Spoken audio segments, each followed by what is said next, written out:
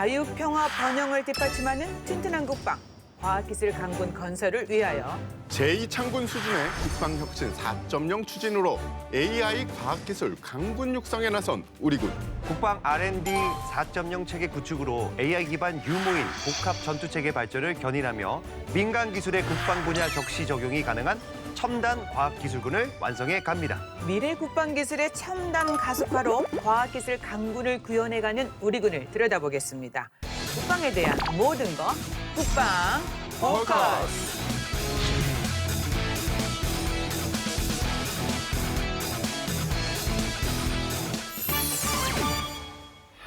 국방과학기술 분야 발전을 위한 국방 R&D 4.0에 대해 얘기 나눌 분들 모셨습니다. 반갑습니다. 네, 직접 소개 부탁드리겠습니다. 네, 안녕하십니까. 방위사업청 국방기술보호국장 이영빈입니다. 저는 첨단 무기체계의 핵심 기술을 개발하는 국방 R&D를 총괄하면서 그 기술의 보호와 수출 심사를 같이 담당하고 있습니다. 반갑습니다. 안녕하십니까. 국방기술진흥연구소에서 정부의 국방과학기술 정책을 지원하는 기술정책연구와 신기술 예측, 미래 무기체계에 필요한 기술의 중장기 확보 전략 연구를 맡고 있는 기술정책연구부장 전상배입니다. 반갑습니다. 인구절벽, 군사기술 패권 경쟁 시대에 우리가 직면했습니다. 우리가 또 발빠르게 대응해야 되는데요. 미래 국방 전장 환경에 적합한 첨단 과학 기술군 건설. 이거 시대적 부흥 아닐까 싶은데요, 국장님 어떻습니까? 네, 말씀하신 것처럼 이 국방 R&D는 최근 불확실한 안보 환경 속에서 기존과는 완전히 차원이 다른 시대적 과제에 직면하고 있습니다. 고저양고라고 하죠. 네. 초고령, 저출산, 양극화, 그리고 그것이 고착화되는 사회로 진입을 하면서 병력 자원이 절대 급감하고 있는 모습이 일단 있고요. 그리고 주변 열강들의 패권 경쟁이 계속 심화되고 있습니다. 그래서 대한민국의 안보는 사실 사면초가 있다고 할 수 있겠는데요. 더욱이 팍스테크니카로 대변되는 이 기술 패권 시대에 도래하면서 이 4차 산업혁명 기술의 발전이 전통적인 전장인 지해공의 전장 환경을 완전히 바꿔놓고 있습니다. 사이버와 우주까지로 이제 확장되고 있거든요. 네. 따라서 우리 군은 이 적은 병력으로 어느 전장에서나 효율적인 작전 수행을 통해서 이기는 군이 되는 그런 당면한 과제를 부여받고 있습니다. 바로 이런 것을 또 가능하게 하는 핵심 요체가 국방과학기술의 연구개발이거든요. 그래서 국방 R&D의 성패가 무엇보다도 중요한 것입니다. 이 국방 R&D의 역할이 어느 때보다 중요하다고 얘기되는 것이 바로 이런 이유 때문입니다. 네. 요즘 과학기술의 발전 속도가 놀라울 정도인데요. 맞습니다. 네. 특히 아날로그 시대를 살아봤던 저로서는 정말 다음 날 눈뜨기가 무서울 정도로 뭐가 매번 바뀌더라고요.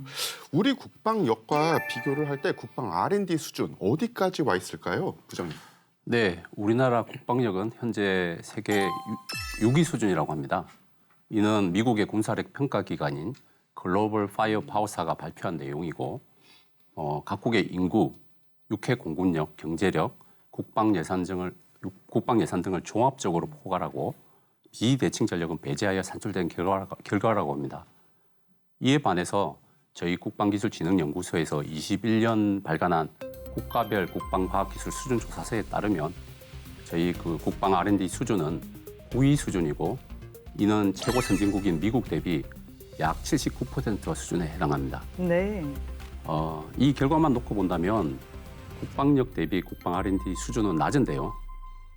물론 다양한 관점에서 그 이유를 설명할 수 있지만 간단하게 생각해 본다면 국방력을 평가할 때는 자국의 순수한 국방 R&D를 활용하지 않고 해외에서 도입된 전력도 포함된다고 할 수 있기 때문이라고 할 수 있습니다. 아직도 부족한 국방 R&D 수준을 높일 수 있도록 우리는 지속적 노력이 필요하고 우리 무기 체계는 우리 힘으로 직접 개발할 수 있는 역량을 키워나가야 할 것입니다. 네. 네. 최근 우크라이나 전쟁만 봐도 느끼고 있는데 이 국방 기술 혁신 이거 필수 아닙니까? 이미 여러 매체를 통해서 이제 아마 확인을 하셨겠지만 최근에 그 우크라이나 전쟁을 통해서 우리는 이 국방과학 기술의 중요성하고 또 실제 미래 전장의 변화를 읽을 수 있습니다. 네. 이 우크라이나가 절대적인 병력이 열세에 있음에도 불구하고 이 러시아의 진격을 저지할 수 있었던 것은 바로 첨단 국방과학 기술을 적절하게 활용했기 때문인데요. 예를 들어보겠습니다. 무인 자율 시스템이라는 신기술을 적용한 이 저가의 소형 전투용 드론을 이 전투에 투입함으로써 이 러시아 전차를 공격했거든요. 이것이 굉장히 주요했던 것입니다. 네. 저는 이런 모습을 보면서 국방 R&D의 혁신이 무엇보다도 중요하다는 것을 다시 한번 절감하게 됐고요. 이 방사청도 그런 중요성을 공감하는 가운데 국방 R&D 혁신을 지속적으로 해나가고 있다는 말씀을 드리겠습니다. 네. 국방기술 혁신, 국가의 생존이다. 이렇게 정리를 해주셨는데 국방기술 분야 발전을 위해서 국방 R&D 혁신이 이제 가속화되고 있는 거 아니겠습니까? 네. 지금 우리 군 제2의 창군 수준으로 국방혁신 4.0 추진이고요. 거기에 발맞춰서 국방 R&D 4.0도 지금 진행되고 있다라고 볼 수 있겠는데 이런 점에 대해서 국장님 조금 부연 설명 필요할 것 같습니다. 네, 그렇습니다. 국정과제 제103번에서 표방하고 있는 것처럼 국방혁신 4.0이 궁극적으로 AI 과학기술 강군 육성을 목표로 하고 있습니다. 특히 급속도로 발전하고 있는 이 과학기술을 적게 활용하는 것, 그것이 굉장히 중요한 것이고 또 개방, 협업, 분업을 모토로 하고 있는 국방 R&D 체계를 구축하는 것이 바로 이 국방혁신 4.0에 포함되고 있다고 볼 수 있습니다. 예. 그리고 저희들 방사청이 또 전략적으로 수립한 국방 R&D 4.0이 있거든요. 이것은 그간에도 추진해 왔던 이 국방 R&D의 혁신을 더욱 가일층 고도화하는 계획입니다. 그리고 이것은 국방혁신 4.0의 추진 방향과 그 방향성이 완벽하게 일치합니다. 그래서 국방 R&D의 4.0의 그 대의를 조금 더 말씀드리면 우선 아직도 우리나라는 원천 기술이 좀 부족합니다. 그래서 우리 국방의 핵심 분야의 기술력을 단기간에 그 획기적으로 보강하고 민간과 국방 부문의 역할이 이 중복되는 부분을 시너지 효과가 있도록 적절하게 협업하고 분업함으로써 과거에는 선진국을 추격하는 패스트 팔로워 전략 정도에 만족을 했습니다. 이것을 현재 세계 9위의 국방과학기술 수준의 국가로서 선도형, 퍼스트 무버 전략을 써야 한다는 것이죠. 네. 그러나 이 양자를 또 기술적으로 혼합하는 것이 또 중요합니다. 그래서 패스트 팔로워와 퍼스트 무버를 조합한 이 하이, 미디엄, 믹스 전략을 펼치는 것이 저희들 국방 R&D 4.0의 골자라고 하겠습니다. 네. 그러기 위해서는 우리 군과 민간 산학연이 이 국방 R&D 수요자와 기획자로서 훨씬 더 많은 소요 발굴과 기획 연구에 참여할 수 있도록 이 개방형 R&D 환경을 조성하는 것이 무엇보다도 중요할 것이고요. 또 국방 R&D를 통한 이 기술 개발 성과를 이 민간에 부드럽게 이관시키고 다시 그 성숙된 기술을 군으로 다시 끌어들이는 이 스핀업 구현이 이를 뒷받침하는 수단으로서 매우 중요할 것입니다. 네. 요컨대 국방 R&D 4.0은 이 국가와 민간이 함께 국가 안보의 중요한 기술을 매개로 해서 동반 성장을 하는 전략 및 계획이라고 말씀드릴 수 있겠습니다. 네, 국방 R&D 4.0 정말 귀에 쏙쏙 들어올 수 있도록 국장님 설명 참 잘해주셨습니다. 맞습니다. 네. 이 추격형과 선도형 국방 R&D 혁신에 대해서 좀 생각을 해보면 국방 기술 분야에 있어서 좀 뒤처진 것은 빠르게 추격을 하고 4차 산업혁명 시대에 새로운 기술 분야에 있어서는 우리가 앞으로 치고 나가는 이런 과감성이 좀 중요하지 않을까 싶은데 부장님 어떻습니까? 네, 그렇습니다. 그간 우리나라 국방 R&D는 그 방산 선진국들을 짧은 시간 동안 효율적으로 따라잡기 위해서 추격형 R&D 위주로 수행했던 것이 사실이고요. 앞으로도 많은 분야에서 추격형 R&D는 필요합니다. 다만 현대는 과학기술이 곧 전쟁의 승패를 좌우하고 4차 산업혁명 시대에는 지능화나 신개념 무기체계가 등장하면서 미래 전장 양상을 바꿀 수 있는 첨단 혁신 기술 분야는 전 세계적으로 아직도 성숙되지 못한 기술 분야가 대부분이라고 할 수 있습니다.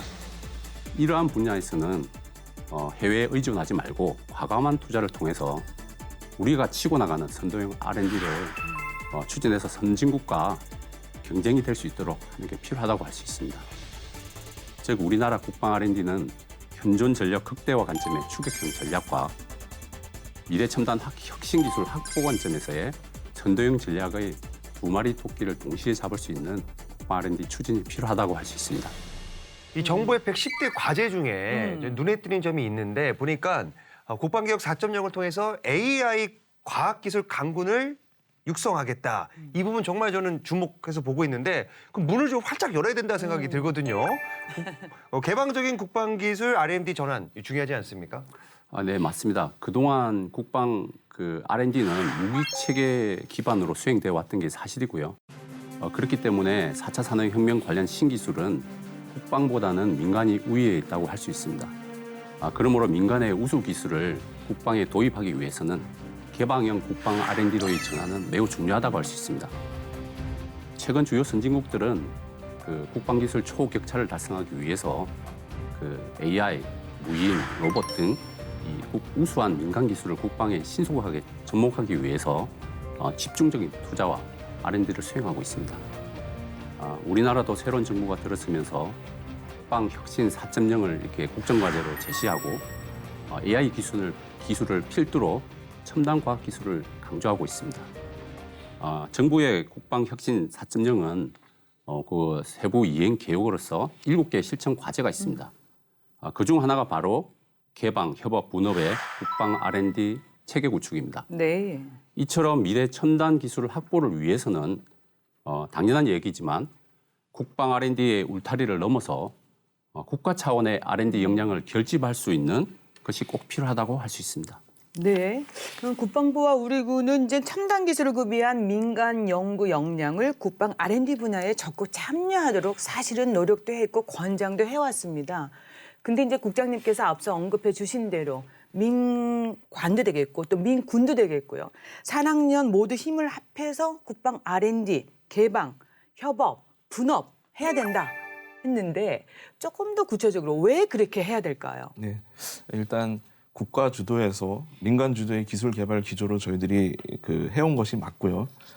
그런 노력을 계속해 왔다는 점을 좀 통계적인 차원에서 한 가지 말씀드리겠습니다. 네. 현재 올해 국방 R&D 예산이 전체적으로 4조 8,310억 원이거든요. 네. 그 중에 가장 큰 비중이면서 이 기술 개발 예산 중에서 가장 중요한 핵심 기술 R&D 예산이 7,668억 원입니다. 내년에는 한 9천억 원이 넘어갈 전망이고요. 예. 이 핵심 기술 R&D는 잠깐 말씀드리면 소요가 결정되거나 결정될 가능성이 있는 그 무기 체계의 국내 개발과 생산에 필요한 기술이거든요. 그런데 이제 외국에서 기개발을 했기 때문에 한국으로 기술 이전을 안 해주는 겁니다. 그렇기 때문에 반드시 국산화가 필요한 기술. 예. 이런 것들을 이제 핵심 기술이라고 하는데 바로 그 핵심 기술 R&D의 수행 주체를 좀 살펴보시면 73% 이상이 지금 현재 모두 산학연 주관으로 되어 있습니다. 네. 그리고 정부 측, 즉 국가연 주도의 사업은 27%에 불과하거든요. 그런데 과거에 방사청 개청 당시인 2006년만 하더라도 이 국가 주도로 하는 국가연 주도 비율이 70%, 산학연 비율이 30%에 불과했죠. 지금 완전히 역전이 된 것입니다. 네. 네, 따라서 이 국방과학기술 분야도 이제는 미사일이라든지 비닉성이 좀 높은 정부가 주도적으로 개발할 수밖에 없는 그런 기술이 아닌 이상은 이 대학과 민간 기업, 연구소의 참여 비율을 늘리는 것이 이제 추세인 겁니다. 또 민군 기술 협력 R&D라는 트랙이 있습니다. 네. 여기는 이제 민군이 공통으로 겸용 사용할 수 있는 그런 기술을 말하는 거거든요. 이 예산도 이제 2017년만 해도 654억 정도였죠. 이게 올해는 1,590억 정도로 굉장히 비약적으로 상승을 했는데 네. 이런 사업을 통해서 이 국방 R&D의 성과를 오히려 민간에서 인수받아서 수익을 창출하는 사례가 점점 늘어나고 있습니다. 예를 들어서 TOD라는 거 잘 아시죠? 군의 그 열 영상 탐지기인데 네. 여기에 들어가는 핵심 부품에 적외선 센서 관련 기술이 있어요. 이것을 민간에서 이전받아서 발전시킨 냉각형 적외선 검출기라는 것이 양산된 게 있습니다. 아시다시피 빛이 전혀 없는 상태에서 사물의 이미지를 캐치하는 게 이제 적외선 탐지기인데요. 보다 선명한 화질을 얻기 위해서 이 극저온에서 운영하는 개념이 바로 냉각형이거든요. 그 냉각형 적외선 검출기는 바로 CCTV 같은 민수 시장에서도 통할 수 있는 기술인 겁니다. 그래서 민군기술협력 R&D 사업을 통해서 기술 개발에 참여했던 업체가 이것의 제품화에 성공하고 이를 토대로 수출 100억 원 이상을 달성하는 그런 기업을 토한 바가 있습니다. 네. 이렇듯 이제 말씀드린 개방 협업 분업의 R&D 혁신은 이제 지속 추진 중인데 몇 가지 방법론을 조금만 더 소개를 해드리겠습니다. 미국의 경우에는 국방혁신위원회라는 게 있습니다. 국방혁신위원회에서는 국방과학기술정책의 모든 것을 다루는데요. 자문기구라고 할 수 있죠. 여기에 구글이나 애플의 CEO나 CTO들이 모두 참여를 해서 여과 없이 최신의 기술 트렌드를 토론하고 강연합니다. 그래서 저희들도 2021년 4월에 국방기술혁신협의체라는 것을 만들었습니다.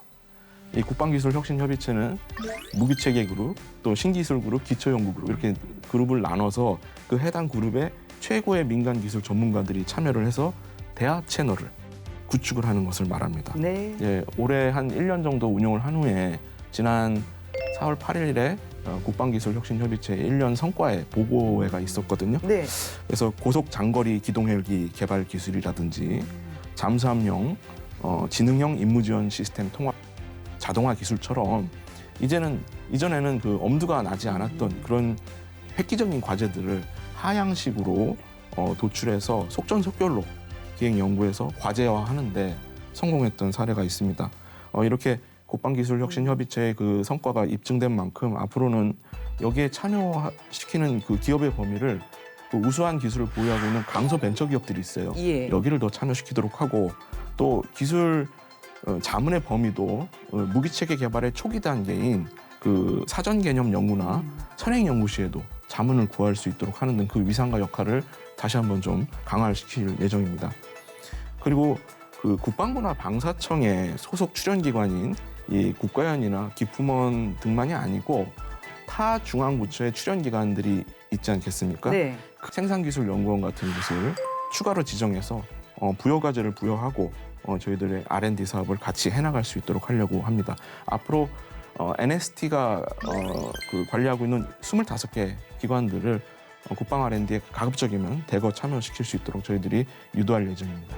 네, 그렇군요. 국방 R&D 혁신 고도화를 위해서는 미래 도전 기술 개발, 또 도전적인 국방 R&D 등 미래 전투 개념 발전을 연계해서 상호 선순환 발전 촉진을 위해서 민군의 동방 선장 방향 모색이 바람직하다.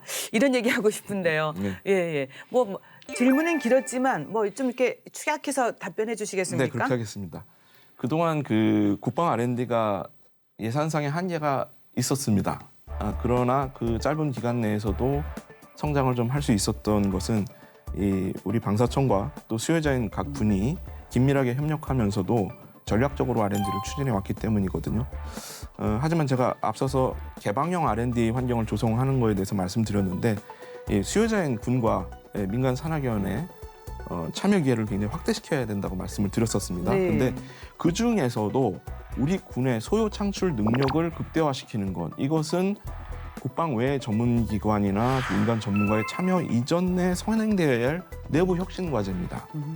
그래서 이 군이 미래 작전 개념에 부합하는 무기 창출이 뒷받침되도록 하는 것이 이제 궁극적인 목표이기 때문에 저희들은 여러 가지 현재로서는 상상할 수 없던 그런 무기 체계를 기술 개발하는 데 필요한 그런 노력을 해야 됩니다. 예를 들어서 레이저 융합 같은 기술 굉장히 어렵거든요. 그런데 미래를 주도하기 위해서는 반드시 필요한 기술이죠. 이처럼 지금까지의 기술 과제 추진 패턴은 사실은 소요 주도형에 가까웠습니다. 실제 소요가 있으면 그 소요에 맞는 기술을 개발하는 것이었거든요. 그것을 디맨드 풀 방식이라고 합니다. 그런데 이제는 기술이 무기체계 소요를 견인하는 겁니다. 그걸 네. 테크 푸시형이라고 합니다. 그래서 테크 푸시형 기술 주도형 방식이 자리 잡도록 하는 게 바로 국방 R&D 4.0의 중요한 또 기치이기도 하거든요. 바로 그런 차원에서 실무적으로 저희들이 아까 말씀드렸던 핵심 기술과는 또 다른 트랙의 R&D 사업이 필요로 하게 됐습니다. 네. 그것이 바로 미래 도전 국방기술 R&D 사업인데요. 2019년부터 핵심 기술 내 내역 사업으로 이제 추진을 하다가 시범 사업 기간을 거친 후에 2021년부터 핵심 기술로부터 독립을 해서 미래 도전 국방 R&D라는 독립된 트랙을 신설해서 지금 가고 있는데 이것이야말로 지금 말씀드렸던 테크푸시형 과제를 담을 수 있는 아주 자유로운 아이디어의 보고가 되는 그런 사업이라고 보시면 되겠습니다. 예. 미래도전 국방 R&D는 현재 2,664억 원 정도의 예산이거든요. 이게 이제 2019년에 출범했을 때 200억 정도였으니까 한 10배 정도 수직 상승을 했습니다. 2,600억이나 되는 예산이 이렇게 단기간에 올라간 것은 그만큼 국방 R&D 4.0의 중요한 성공의 관건이 이 바로 미래도전 국방 R&D에 있기 때문이죠. 네. 그래서 이 미래도전 국방 R&D의 소요들은 현재 각 군의 초미의 관심사입니다. 육군의 미래혁신연구센터라든지 해군의 미래혁신연구단, 공군의 미래기획센터 같은 데서 이 방사청의 첨단기술사업단이라고 하는 신설부서와 함께 유연한 발상의 새로운 과제를 지금 검토해 나가고 있는 그런 상황입니다. 네. 한편 이제 미래도전 국방 R&D로도 사실은 해결할 수 없는 난제가 있습니다. 굉장히 해결이 어려운 난제가 있거든요. 이런 것들은 사실은 또 이 과학기술이 아닌 분야의 엉뚱한 분야에서 사실 답이 나올 수가 있어요. 어떤 것일까요? 예술이나 아. 문학이나 여러 영화나 이런 쪽에서 우리가 상상했던 그런 기술들이 있을 수 있습니다. 그것이 오히려 과학기술자들한테 영감을 줄 수 있는 거거든요. 저희들이 그 미래도전 국방 R&D에서 말씀드렸지만 여기 내에 소액으로만 아직은 돼 있는 미래국방 챌린지라고 하는 경진대회가 있습니다. 네. 근데 이것의 업그레이드판 격인 룬샷 프로젝트라는 것을 저희들이 이제 만들려고 하거든요. 네, 룬샷 프로젝트의 룬샷부터 좀 설명을 해드려야 될 것 같아요. 룬샷이라는 것은 그 세계적인 물리학자이자 그 경영학자인 사피 마카리 쓴 책에 룬샷이라는 게 있죠. 그것을 따온 단어인데 아무도 주시하지 않고 현실적이지 않다고 내팽개쳐졌던 그런 기술들, 네. 과학 괴짜들이 만들어낸 기술, 뭐 예컨대 기름이 아니고 물로 자동차가 간다고 할 만한 그런 말이 안 된다고 생각했던 기술이 사실은 전쟁과 질병, 경제 위기를 한꺼번에 해결할 수 있는 대반전의 기술이었다라는 것이 속속 설명되고 증명되는 그런 기술들이 있습니다. 바로 그런 기술들이 나올 수 있음을 가정을 하는 것이 룬샷 프로젝트의 취지거든요. 네. 그래서 수요자인 군이 이 난제에 직면을 했을 때 전통적인 기술 개발 방식으로는 해결할 수가 없어요. 네. 근데 아까 말씀하신 대로 과학기술뿐만이 아니고 미술이나 영화, 문학 같은 데서 그것의 해결의 실마리를 찾는 겁니다. 외국에서는요, 아티스트 스콜라라고 해가지고 공부하는 예술가들이 있습니다. 이 공부하는 예술가들에 의한 놀라운 발명품들이 속속 현실화되고 상용화되고 있거든요. 네. 그래서 이제는 과학과 예술이 매칭이 되는 시대여야 합니다. 그래서 뭐 우리들이 유년 시절에 많이 봤던 공상 과학 추리 소설이라든지 애니메이션에서 나오는 변신 합체 로봇, 뭐 또 공상 과학 영화, SF 영화에서 나오는 뭐 레이저 빔 이런 것들이 실제로 무기화가 되는 겁니다. 예. 예. 그래서 이런 것들이 무기로 현실화되기 위해서는 이 아마추어 발명가들, 아티스트 스콜라 같은 공부하는 예술가들의 무한한 잠재력이 책상 서랍 속에서 잠들지 않도록 해야 된다는 것이죠. 그것을 견인하는 것이 룬샷 프로젝트고 저희들이 이것을 계획해서 실제 추진해 나갈 예정입니다. 네.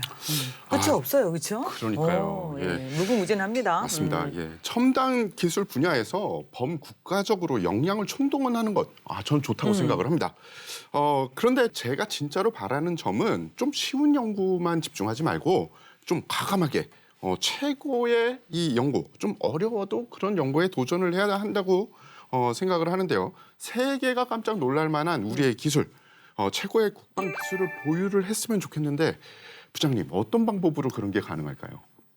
예, 그 기존 국방 R&D는 폐쇄적인 구조와 무기 체계에 종속된 기술 개발 등 다소 도전적으로 연구 개발 수행하는 환경이 미흡했다고 합니다. 또한 사업 실패의 리스크를 줄이기 위해서 소극적이고 안정적인 연구 개발에 수행했다고 항상 비판을 받아왔습니다. 그러나 작년 4월 국방과학기술혁신촉진법 시행으로 개발 기관이 스스로 도전적인 목표를 세우고 초과 달성할 수 있도록 협약 기반의 유연한 사업관리 제도를 도입한 바가 있습니다. 또한 성실 수행 인증 제도의 확대 적용을 통해서 연구자가 자율성을 이렇게 향상시킴으로써 자율적이고 창의적인 연구개발 수행할 수 있는 기반을 마련했다고 저희는 자평하고 있습니다. 물론 사회자분이 말씀하신 세계가 인정하는 우리만의 기술, 사실 단기간에 보유하는 것도 쉽지 않을 수 있습니다. 그러나 앞서 언급된 그 도전적 국방 연구 개발을 위한 생태계 조성을 위한 이러한 제도적 기반 하에서 만약 범정부 역량 결집을 위한 국방 R&D 거버넌스를 강화하고 국방 전문 인력을 양성을 충분히 하고 집중 투자한다면 중장기적으로 이런 것을 꾸준히 한다면 우리만의 국방 기술 가능하지 않을까 생각하고 있습니다. 이 드론이나 로봇 등을 이용한 AI 유무인 전투 체계 요거 좀 발전을 좀 해야 되는데 여기에 관련돼서 첨단 기술 연구 개발 그리고 운영까지 요거 중요하다고 생각하는데 어떻습니까? 예, 말씀하신 유무인 체계 같은 경우는 실패 가능성도 굉장히 높고 또 많은 재정 투자를 수반하면서도 또 기술 난이도가 굉장히 높아가지고요. 굉장히 도전하기가 어려운 첨단 기술입니다. 예, 이런 불확실성이 큰 미래 기술은 저희들이 실패에 대한 두려움 없이 이 과학자들이 과감하게 도전할 수 있도록 좀 장을 마련해 주는 것이 무엇보다 중요합니다. 그래서 현재 그 성공과 실패라는 굉장히 이분법적인 그런 성과평가 시스템으로 되어 있거든요. 현행 국방 R&D 평가 체계가요. 그래서 이게 분명히 문제가 있다고 보고 저희들이 결과 중심의 그 R&D 평가 체계가 아니고 이 과정 중심의 평가 제도로 전환할 수 있도록 좀 노력하고 있습니다. 네. 아까도 잠깐 언급이 됐었는데 이 연구 수행 중간에서 중간 과정에서 성실 수행 여부를 정량적으로 판단하는 겁니다. 그래서 성실 실패라는 판정이 내려진 경우에는 국가원 연구자에게 내려질 수 있었던 인사상의 페널티라든지 또 산하격 연구자 같은 경우는 개발비 환수 같은 그런 페널티 이런 것들을 과감하게 면제하거나 감면하는 겁니다. 네. 그래서 실패에 구애받지 않고 진취적인 연구를 할 수 있도록 하는 것이 저희들의 이제 최종적인 목표고요. 이 관련한 제도 안착을 위해서 과학기술촉진법 시행령을 개정을 염두에 두고 있습니다. 예. 최근 경제 안보가 부상하고 있습니다. 그래서 이제 국방 R&D 성과를 산업 혁신으로 파급하는 이런 방안 연계해서 좀 모색을 해야 될 것 같은데요. 이런 부분도 많이 신경 쓰고 계신 거죠? 네. 이제 우선 경제 안보가 조금 어려운 단어인데요. 그것부터 조금 정해 보겠습니다. 이 G2라고 불리는 미중 간의 패권 경쟁이 굉장히 심화되면서 이것이 주변국으로 번지고 있습니다. 그래서 기존에는 단일 국가끼리의 경쟁을 했었죠. 그런데 이것을 넘어서서 이제는 가치를 공유하는 국가끼리 그룹을 만들고 그 그룹끼리 포괄적 전략 동맹을 맺고 그 동맹을 맺은 그룹끼리의 경쟁이 이루어지고 있습니다.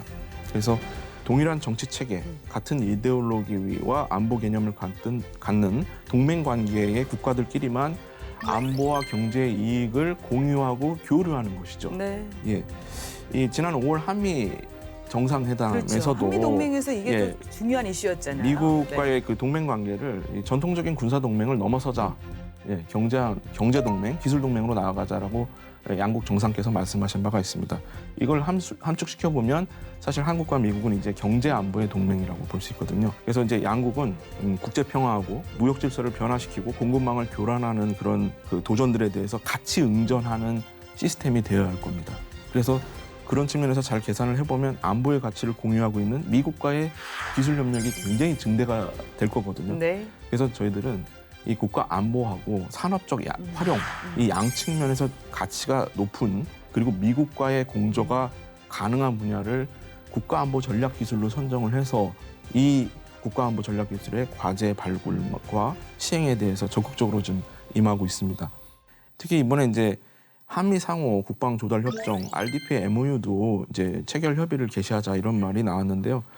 바로 이런 세계 최강국 미국의 방산 시장에 우리 기업들이 진출할 수 있도록 그 발판을 마련해주고 또 미국이 요구하는 높은 보호무역 조치라든지 기술 통제 정책이 있습니다. 그런 것들을 수용하면서도 우리에게 강점이 있는 특수반도체나 센서, 바이오 같은 쪽의 기술들의 전진 기지가 될 수 있도록 하면 되는 것이거든요. 예. 그래서 이 분야의 기술들을 집중 투자할 필요가 있습니다. 마침 이제 방사청은 민군기술협력 R&D 내에 이 국가안보 전략 기술을 시범적으로 구현해 볼 수 있는 사업을 7개를 발빠르게 착수해 놓고 있습니다. 예. 민군 겸용 차세대 탐지 통신 시스템 반도체 개발이라든지 터보팬 엔진용 블레이드 부품 소재 관련 기술 개발 이런 것들을 착수해 놓고 있습니다. 이게 실현되면 국방 R&D에서 그 산업 혁신으로 파급이 될 것이고 네. 지금까지 말씀드렸던 경제 안보도 달성되는 효과를 낳을 겁니다. 국방 R&D를 통해서 전력화된 우리만의 무기 체계, 그야말로 방산 수출의 효자 품목이 돼 왔는데요. 실제로 우크라이나 전쟁이 발발한 이후에 K방산의 우수성 또 한 번 입증이 됐다고 생각을 하는데 전 부장님 어떻습니까? 예, 그렇습니다. 대표적으로 K9 자주포가 있습니다. K9 자주포는 작년 1조 원 규모의 호주 수출 계약을 체결했고 올해에도 약 2조 원 규모의 이집트와의 수출 계획을 체결했습니다. 이전에도 터키, 폴란드, 핀란드 등 총 6개국의 수출 성과도 낸 바 있습니다. 그리고 지대공 미사일인 천공2는 올해 1월 약 4조 2천억 원 규모의 아랍에미리트 수출 계약을 성공하였습니다. 현재도 사우디아라비아도 수출을 지금 진행 중에 있는 걸로 알고 있습니다. 또한 보병 전투 장갑차 레드백은 호주 장갑차 사업에, K2 전차는 노르웨이 전차 사업에 각각 최종 경쟁 기종으로 참여하고 있습니다. 네. 이 때문에 추가적인 수출 성과로 이어지길 지금도 기대하고 있고요. 그 외에도 공격기인 FA-50도 지금 수출에 열구 다방면으로 수출 추진 중에 있습니다. 이러한 노력의 결과로 우리나라는 작년 방산 수출 사상 첫 70억 달러를 돌파하면서 세계 6위권에도 진입했고요. 네. 올해는 수출 150억 달러 및 세계 5위권을 목표로 하고 있습니다. 네. 이 정부의 110대 국정 과제 중 가장 강조했던 걸 제가 조사해 봤는데 첨단 전력 건설과 방산 수출 확대의 선순환 구조 마련을 위한 국방 R&D 환경 조성. 그러니까 물고기를 키우려면 뭐 산소도 넣어줘야 되고 이 생태계를 잘 만들어줘야 된다. 뭐 이런 얘기 같은데 맞죠? 네, 맞습니다. 이 첨단 전력 건설과 방산 수출 확대라는 이 선순환이 굉장히 중요한 것이죠. 그런데 결국 이것이 이제 선순환이 잘 되려면 더 적극적인 민간의 국방 R&D 참여, 이것이 굉장히 중요합니다. 민군의 역량이 접목되는 곳이 바로 이 혁신 창출 플랫폼인 국방 R&D거든요.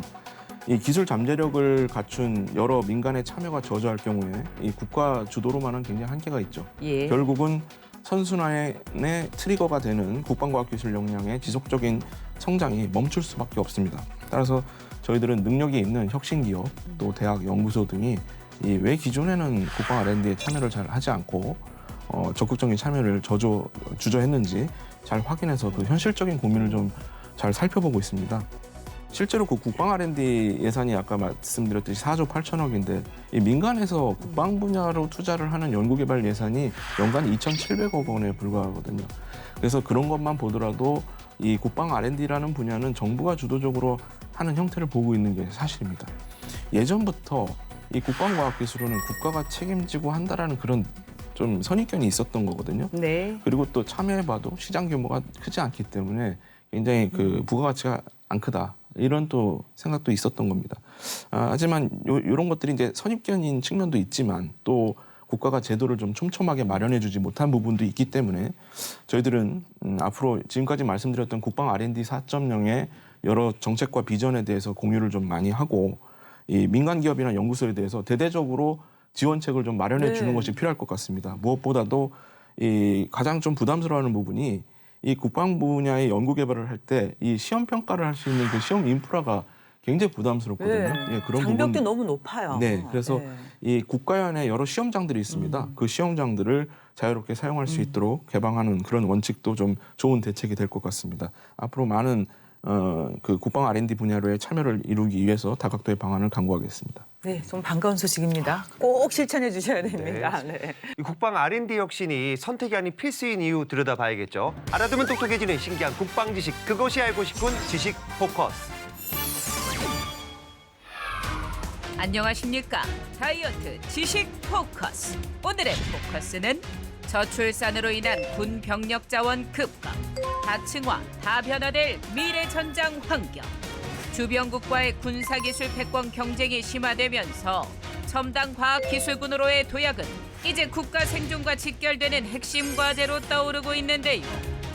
이에 우리 군은 시대적 흐름에 발맞춰 첨단 과학기술군의 구현을 뒷받침하는 국방과학기술 연구개발, 즉 국방 R&D 역량 수준을 높이는 데 집중해 왔습니다. 더 도전적이고, 더 혁신적이고, 더 유연해진 국방 R&D. 우리나라 국방 R&D 성과 궁금하시다고요? 함께 보실까요? 출발!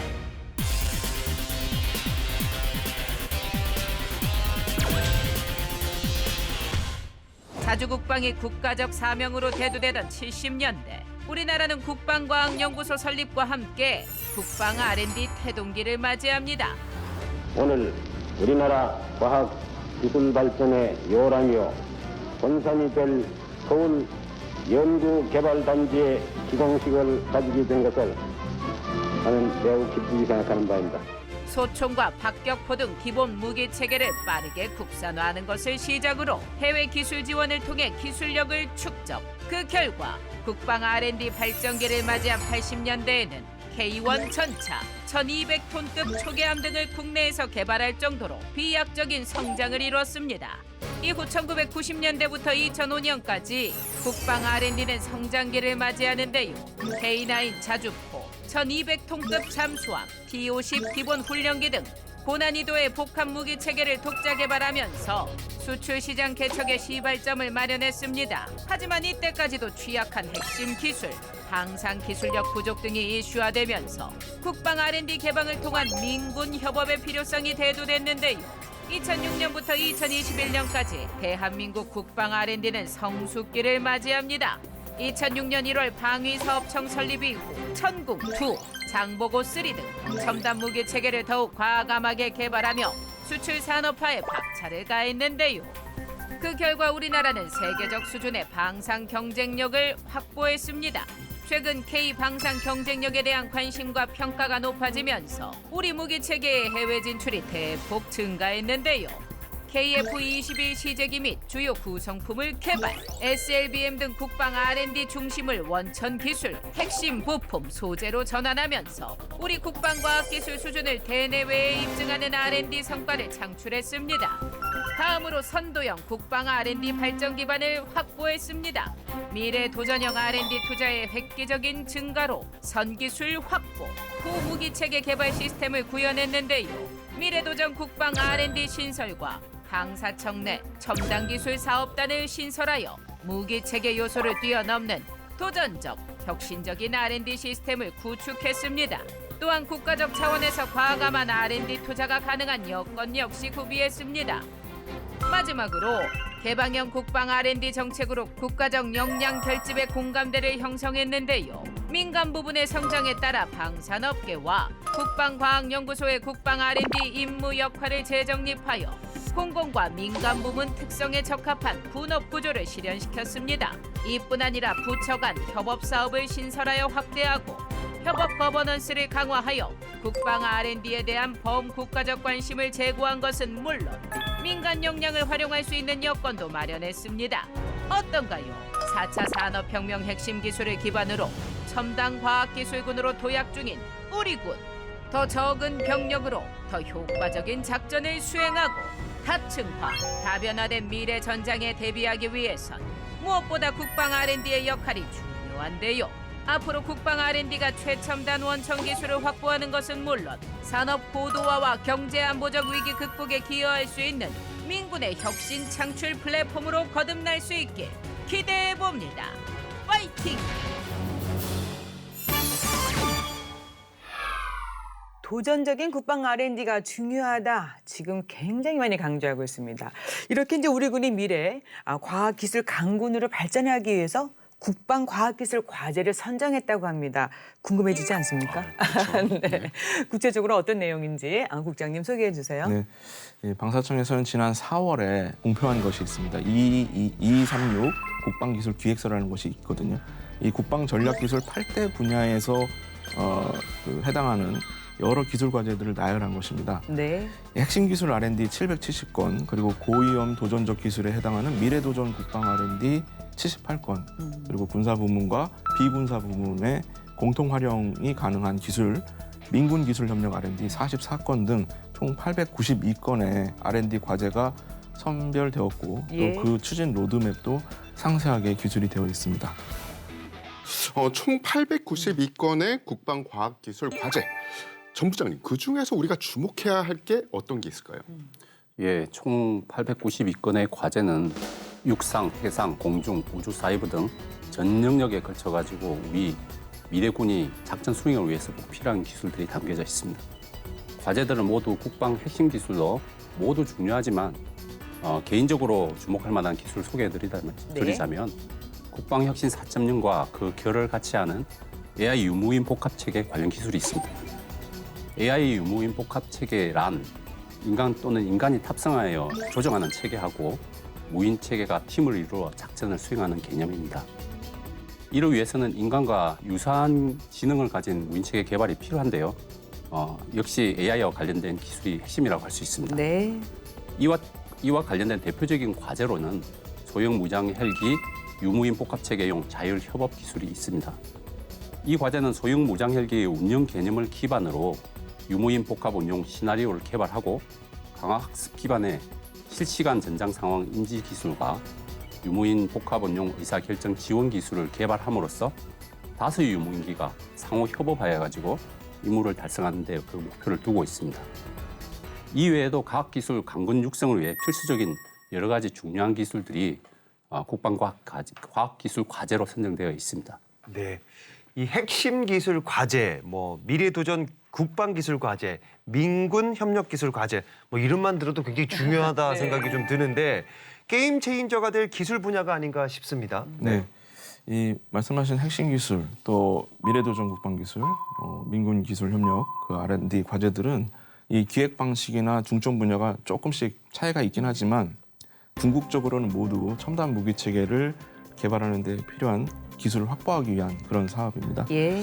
아까 일부 사업별로의 그 특성을 좀 말씀드리기도 했지만 방사청에서는 이들 과제를 구현해서 전장에서 완전히 판세를 바꿀 수 있는 그런 게임 체인저 기술 말씀하신 그런 것들을 확보하는데 궁극적인 목표로 삼고 있습니다.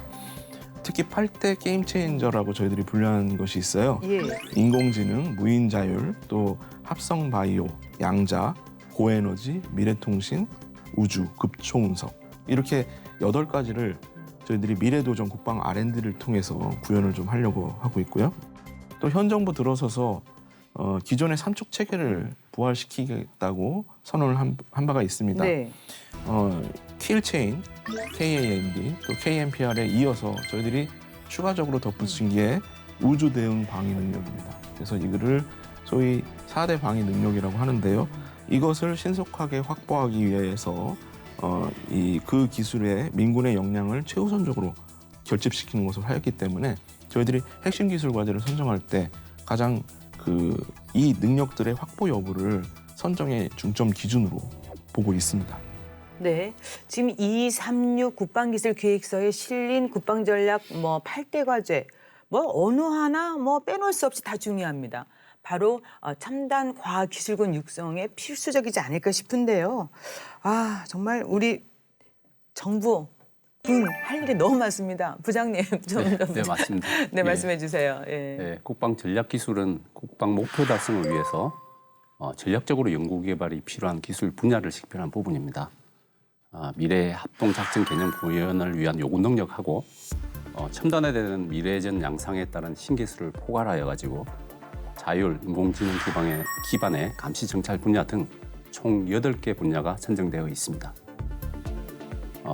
2236 국방기술기획서에서는 핵심 기술 개발을 통한 이 국방 전략 기술 분야별 확보 계획을 포함하고 있습니다. 네.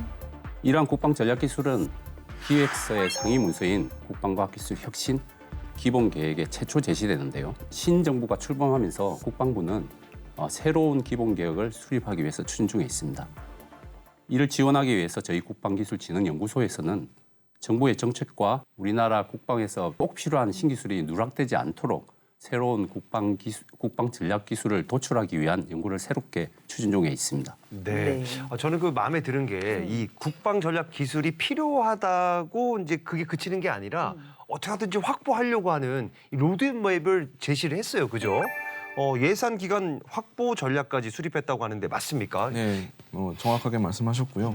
2236 국방기술기획서에서는 이 국방 전략기술 8대 분야별로의 그 기술 수준을 상세하게 분석하고 그 발전 방향을 제시하는 것은 물론이고 이 합참의 장기 무기 체계 발전 방향이라는 것이 있습니다. 여기에 부합하도록 8대 분야에서 140개의 세부 기술을 도출을 시켰어요. 네. 그 도출시킨 기술별로 892개의 과제들이 세팅이 된 겁니다. 그래서 이것을 언제까지 어떤 방식으로 확보할지에 대해서 그 재정 투자 계획과 또 마일스톤을 굉장히 상세하게 구체화해 놨다는데 의미가 있겠습니다. 이를 근거로 기재부와도 협조를 해서 그 예산을 확보하는데 활용을 할 것이고요. 네. 로드맵 자체도 마치 국방중기계획처럼 매년 업데이트 시켜서 좀 더 체계적으로 관리를 해나갈 계획입니다.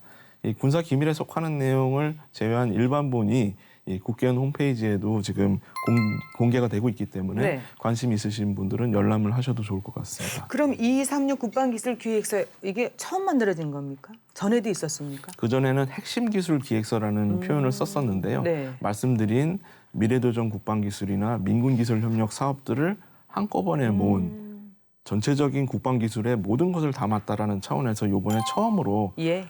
이 국방기술기획서라는 타이틀을 달게 되었습니다. 마음에 듭니다. 어쨌든 국방기술진흥연구소에서 2236 국방기술계획서를 만들었고 여기 또 우수한 또 민간 기술을 함께 공유하고 또 활용하겠다 이런 노력도 담긴 거 아니겠습니까? 예. 네, 그 앞서 언급된 것처럼 기획서에는 국방 전략 기술의 확보 계획을 제시하고 있는데요. 특히 산학연, 국가위원 중 누가 연구개발 수행할지에 대한 내용이 제시되고 있습니다. 최근 우수한 민간기술 도입을 위해서 산학연 주관의 그 국방연구개발 프로그램을 확대하고자 하는 이 방위사업청의 정책 방향에 맞춰서 네. 저희 연구소에서도 산학연과 교류협력 채널로서 76개 기관 총 187명의 민간 전문가가 참여하는 국방기술 혁신협의체를 운영하고 있습니다. 네.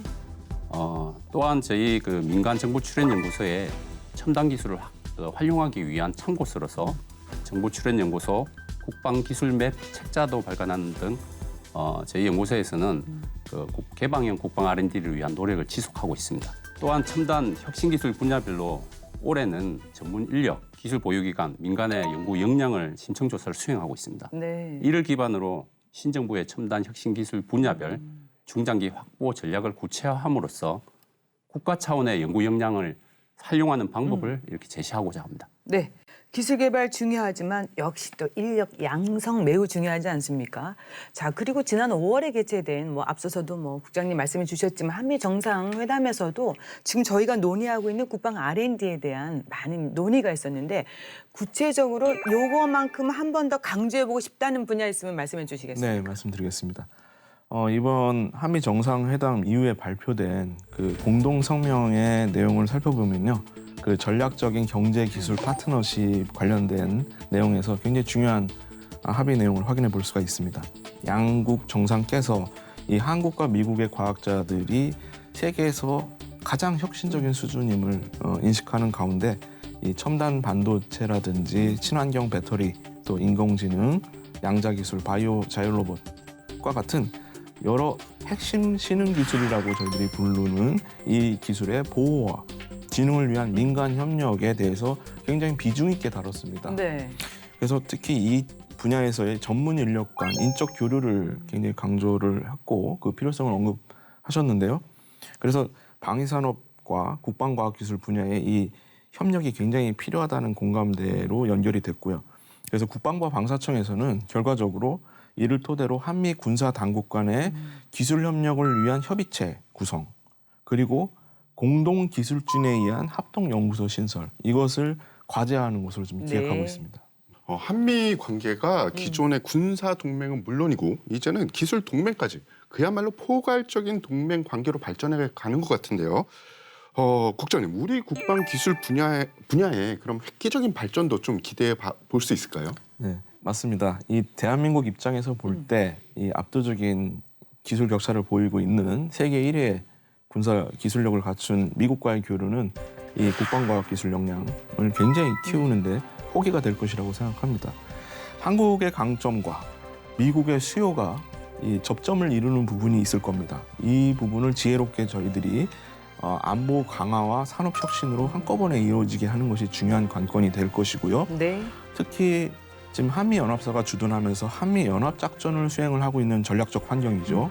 그 양국의 군사적 수요가 공통 수요가 있을 수 있습니다. 그 공통의 기술적 소요를 창출할 수 있는 기회로 이어지게 하는 것. 이것이 바로 또 포괄적 동맹관계를 더욱 성공시킬 수 있는 윤활유가 될 수 있을 거라고 보고요.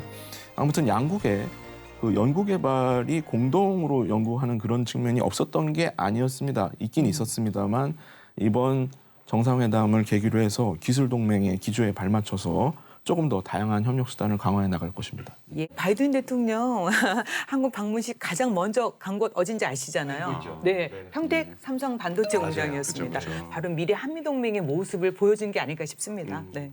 근데 저뿐만 아니라 많은 분들이 궁금해하시는 게 있어요. 이 한미 간의 국방 과학 기술이 이 과학기술 분야에 협력이 강화되면 과연 누가 이득을 많이 보느냐. 그렇죠. 우리냐, 미국이냐, 아니면 양쪽 다 윈윈이냐. 이거 가지고 굉장히 궁금해하시는데 부장님 어떻게 생각하십니까? 예, 국가 간의 협력은 상호주의 원칙을 따릅니다.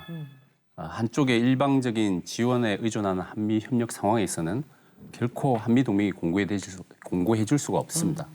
우리 정부는 인구 절벽 문제로 인해 병력 자원 부족 현상에 대응하기 위한 전략으로서 대표적으로 AI 기반의 경계 시스템 등 무인 체계 개발을 위한 AI 기술 확보를 추진하고 있습니다.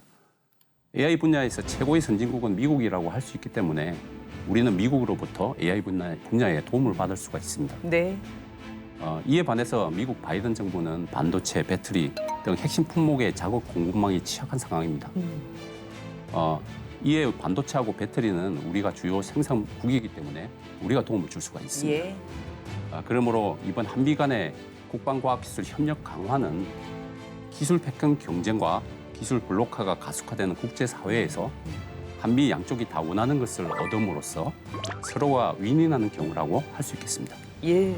그래서 이제 이렇게 한미 양국 정상 간 합의로 인해서 국방기술 분야 협력을 통한 정말 발빠른 한미 공조 시스템이 새롭게 구축되는 게 아니냐 이런 기대감이 높습니다. 부장님이 좀 해주시죠. 네. 예, 예. 예, 한미 간 국방기술 분야 협력을 위해서 이 국방부 방사청이 새롭게 좀 만들어내는 그 방안이 있습니다. 그 양국 국방장관이 주관하는 SCM이라는 매년 10월에 하게 되는 예. 협의체가 있죠. 그 산하에 보면 키드라고 하는 통합국방협의체라는 것이 또 있습니다. 바로 이 키드에 준하는 국방과학기술협력협의체를 새롭게 좀 고안을 하려고 하고 있습니다. 네.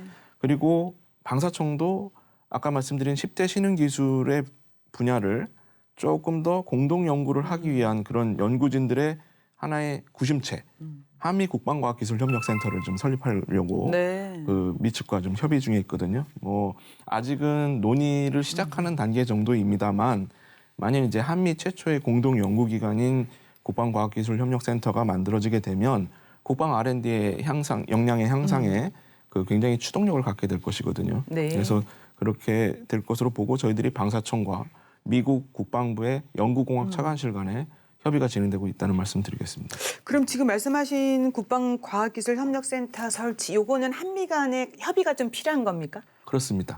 예. 그럼 구체적으로 어떤 내용을 지금 구상하고 있는지 좀 네. 구상 단계지만 예. 소개해 주세요. 예. 조금 더 구상안을 좀 말씀 더 드리겠습니다.